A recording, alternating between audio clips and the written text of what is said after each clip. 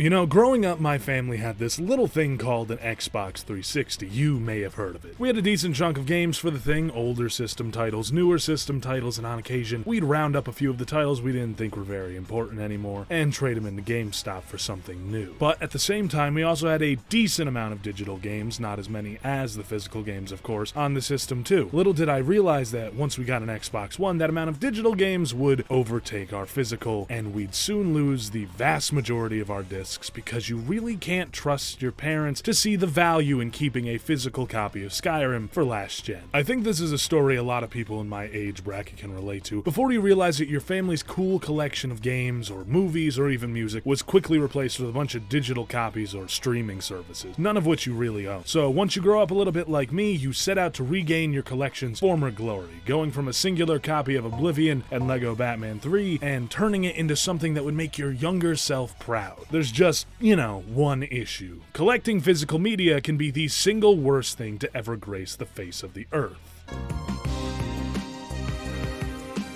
So yeah, it turns out having money these days is kinda hard, and on top of that, money isn't the only thing standing in your way of your glorious IKEA shelves being filled with the collection that cost you an arm and a leg, but altogether, in the end, is kinda really just worth a pinky finger. On your journey, you're gonna have to deal with a myriad of issues, one of the biggest being the super-de-duper inflation of retro games. As many of you may be aware, everything from like the Atari 2600 up until, like the Dreamcast has experienced a sort of mind-boggling spike in prices. Sure, some things may stay reasonably priced, but that one game that you passed up, you said, I don't know if I need this one, is now worth $10,000 or something. And of course, the further you go back, the more expensive these products are, no matter how prevalent they may have been during their time. I don't know why things are like this. I guess we can blame Nintendo YouTubers from like 2010 to 2017 for hyping up all this old stuff to a younger audience. Actual rarity be damned, you aren't winning this eBay auction against Jimmy the Nintendo gamer. He has a YouTube video to make, and you are not winning this duck hunt cart. It's not happening, I'm sorry. Well, lucky for me, and maybe you, if you're more interested in 6th and 7th gen games and consoles, it shouldn't be a problem, right? Wrong! The weird pick-and-choose inflation is coming like the fog. The wall of death is coming for the PS2 and Xbox sooner than later, because it's swallowing up the 5th gen like there's no tomorrow. Although, it's not entirely lost yet, but please just start getting while the getting is good, because before you know it, you're going to be looking for PS2 Slims, and they're going to be priced as much as a PS5 Slim. Oh, and let's not forget the infection of the graders, yeah. If you didn't know, dubious individuals are trying their hardest to bring comic book collector grading nonsense into the world of gaming by basically just showing up out of nowhere and declaring some random price is in fact how much this unopened Nintendo game is, because,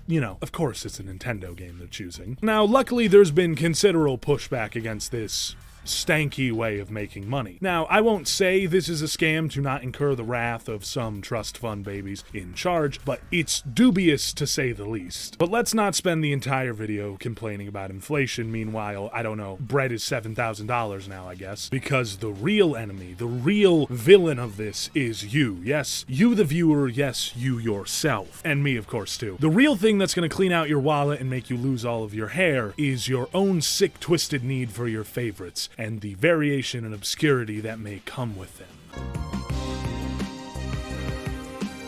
So when it comes to collecting the physical media of a game, I like to keep myself pretty utilitarian. I'm after the complete version. I want the final product. I only need the Game of the Year copy, the Ultimate Edition, the remaster, whatever it is, although that doesn't work if a game's DLC lifespan isn't finished or the game just isn't finished. But basically, I'm not some insane person who needs to buy every single copy of a game I come across. Some sort of fiend who buys every single version of Doom. But I can't help but at least dip my toe into this insane mess when it comes to my favorites, and I'm definitely not the only person guilty of it. I know you do it too, yeah? I'm talking to you. I'm sorry, I just can't help it. I mean, look at these weird standalone discs and cases for Fallout 3 DLC. Like, this is setting off some sinister neurons in my brain. Like, I have Fallout 3 Game of the Year Edition. I don't need this. I really don't need this. But man, I want it! When it comes to your favorites, it's just really hard to not be a complete idiot sometimes. I mean, for the love of God, I almost just bought this weird green Morrowind Game of the Year edition. Now, of course, there is no weird green Morrowind Game of the Year edition. But who knows, maybe there was, for some unknown reason. And I was willing to take that risk for a second. Luckily, cooler heads prevailed when I saw this part. This just leaves the question, why are you green? If you're gonna start collecting physical media, try your best to avoid this pitfall of buying every single version of your favorites. I've been able to limit myself to 2 copies of Morrowind at least, and I'm surprised by that.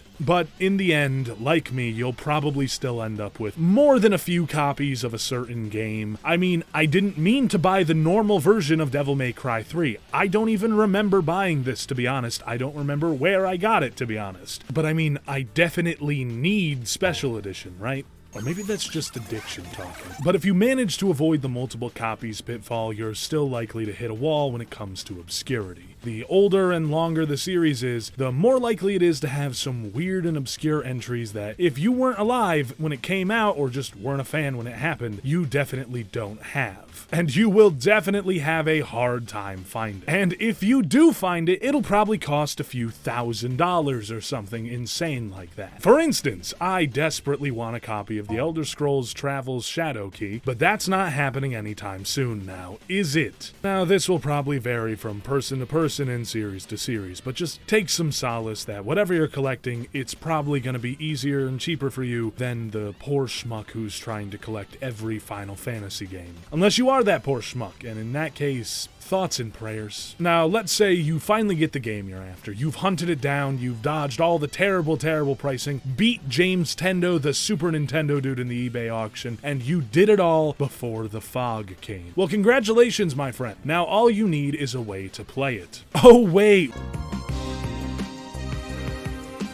See, all of those past issues are still very applicable to the hardware side of this as well. Now, there are workarounds too, one of the best being backwards compatibility. You don't need to worry about having a 20-year-old console for your 20-year-old game if it can just run on the modern version of the console. See, that should be alright. It should be a simple, clean way to play your game.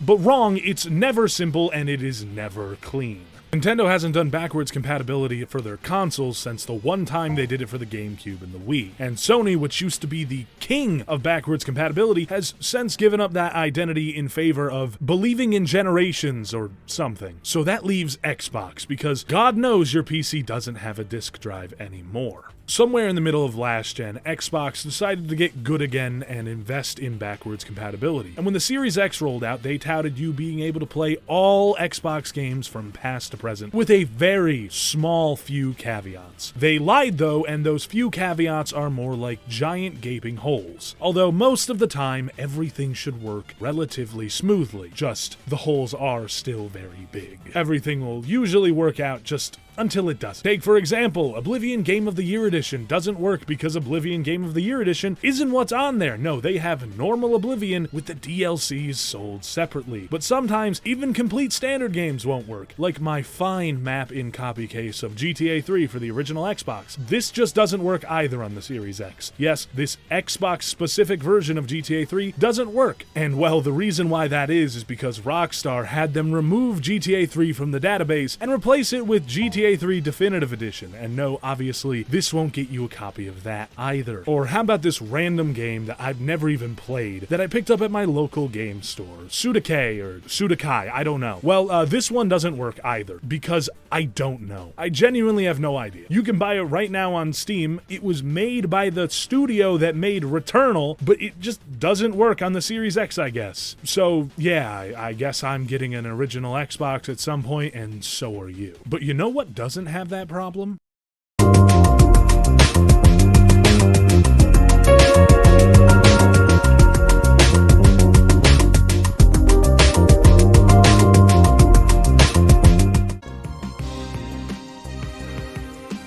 So you may have noticed that we're at a bit of a crossroads when it comes to physical media and digital media. Everything is a bit of a give and take, unless it's an anime, whether it be live action or animation. All forms of mainstream video entertainment are made with the intent of being placed onto some sort of streaming service these days. To much of the average consumer, DVDs are a thing of the past, an outdated format best left in the past with cable. But at the same time, we are in an era of unbridled discontent with these streaming services, as good shows with heart and artistic merit are canceled before they have a chance to grow, show, and what does work is milked into the ground. What was once 2 or 3 massive catalogs of entertainment are now being broken up into increasingly more expensive and increasingly smaller libraries of content. And people are mad. And to make it worse, shows and movies are arbitrarily and randomly locked away in Disney-like vaults for, I don't know, tax reasons or something. So basically, when it comes to buying and collecting DVDs, it's a bit of a complete minefield of companies either catching up to the idea that people may actually still care about these, or they still think nobody does. And sometimes, even when they do think people care, it's rough to say the least. Honestly, I never wanted to get into collecting DVDs. I didn't care about them as much as video games, but then one day I had some cash to burn for one time in my entire life, and I saw this, the complete entirety of Dragon Ball GT, and I bought it as a joke, and everything was downhill from there. Because DVDs are such a minefield, even massive series like Dragon Ball still have issues. For some reason, you need a degree in media studies to keep track of which physical version of DBZ to get, because apparently it's been kind of a shit show since the dawn of time. There's like an old version that I think is one of the better ones to get, and there was maybe a version that suffered from dramatic cropping, and then there's like the Funimation remasters, which are a whole rabbit hole of terrible on their own, apparently. And I mean, maybe all of these releases of Dragon Ball are bad, and not just the DBZ release as well. I don't know. I don't want to have to spend hours of my life trying to figure out if I own the stank version of GT, or weigh the pros and cons about how stanky my Dragon Ball set is. I just want to have all of Dragon Ball on my shelf. Is that so much to ask? But at least some effort was put into these, whether or not it was worth it in the end. I mean, they all match, they're all color-coded, they're all well presented, and for the most part complete. Although, shortly after I got my copy of GT, they went from this nice unfolding box to this big-ass, depressing plastic case, but you know, whatever, I got mine. See, shows like Dragon Ball are lucky, everything considered, because a lot of shows get the Archer level treatment. Archer is hands down one of my favorite animated shows. It's a testament that a show, a Western adult animated show, can have pee-pee poo-poo jokes and still look great while doing it. But man, do they not give a damn about letting you own these. The show's releases stop at season 9. There are 14 seasons and a series finale movie. I'm hoping now that the series is over that we can finally get a finished release. But even if they pick up from where they left off, the collection is still wonky because the first 3 seasons just sort of have this promo art slapped on there unrelated to the episodes inside, and season 4 is giving off that Yakuza 3 energy. But after that, the releases really started to pick up with Archer Vice, and the rest have these really nice art pieces that actually reflect the season inside. But then it just sort of ends before Archer can even wake up from his coma. And then there's just the, I don't know, suspect releases that make me feel like if I buy this, I'm going to get a pound of cement in the mail instead of, you know, DVDs. Let's say I'd rather choose the cheaper and simpler option of buying all these base Inuyasha series DVDs rather than the Blu-ray ones individually. I mean, who really cares about the differences? I mean, someone does, but that's not me, and they're annoying. Well, here's an Amazon listing for all of them together. And something about this listing just feels a little off. I'm getting big cement in my mailbox vibes. But like I said at the beginning of this part, luckily nowadays, unlike games, there's rarely any compatibility issues. All your consoles or DVD players can also do Blu-ray, unlike in the early days of Blu-ray where you needed a spreadsheet to keep track of what it worked with. Although region locking is still a thing for some incomprehensible reason, but luckily there's still ways around that. But you know what trumps all of these in terms of ease and accessibility and price? Yeah, I'm not even a big music dude. Actually, I hate music. But you know, I like these big music discs. Yeah, surprising nobody. When you have a 100-year-old media format that's only changed in like terms of durability during that time, and it sticks around long enough, it creates an unmatched stockpile of physical media. And of course, like all old things, vinyl is in again. You can buy them right next to the Dragon Ball GT DVDs in Walmart. Thankfully, the CD as a music format has basically died out complete, with vinyl sales outpacing CDs once again, as they should. What I love about these things is that you can play a record from the 60s on the same machine you can play the Cowboy Bebop soundtrack on. Tell me, are these Walmart records just a little too expensive for you? Well, no worries. You can buy these by the dollar, if not the quarter, at secondhand shops. And just in case you were worried that you wouldn't like anything, everything used to be on vinyl. So as long as you like an album from, oh, I don't know, pre-2005, you can for sure get that album for your new little nifty music box. And with that, the video is over. over. I hope you didn't mind me blabbering on about collecting and tastefully flexing my very much not currently impressive collection. Also, how do you like the new frames, Pretty snazzy, if I do say so myself. I mean, I did make them. And anyway, you should follow my art social medias for drawings of women and women-like people. And yeah, I'm gone.